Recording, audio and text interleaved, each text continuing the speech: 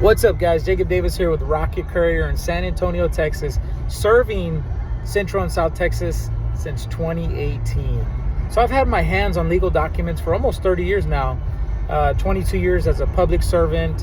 So I've been in the courtrooms, I've been around attorneys, been around judges, and had my hands on legal documents for quite some time, guys.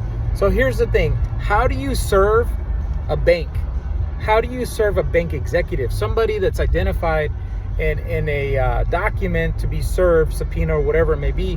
How do you serve somebody who's identified, like an individual, and it says, like the attorney office or the person says, serve John Doe at such and such bank? How do you do that? Well, the answer is pretty simple. Typically, you don't. Okay? You can serve the entity, you can serve the company, you can serve the registered agent.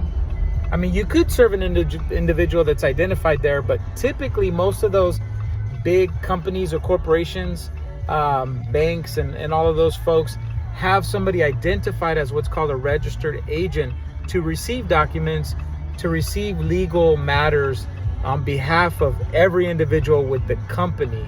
So the answer is pretty simple. Typically, you don't serve the individual if you're trying to serve a bank or whatever it may be, a company or corporation.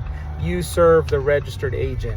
And in that scenario, you may be instructed by the attorney to serve an individual, right? Even though y'all are on the same page and your communication with the attorney indicates that there's a registered agent process identified with the state.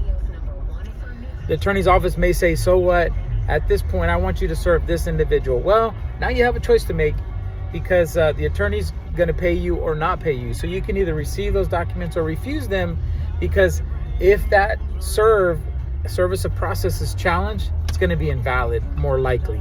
Now, I'm not the judge, I'm not the attorney by any means, but I do know service of process. So how do you serve a bank? How do you serve an executive, bank executive? Well, that's how you do it.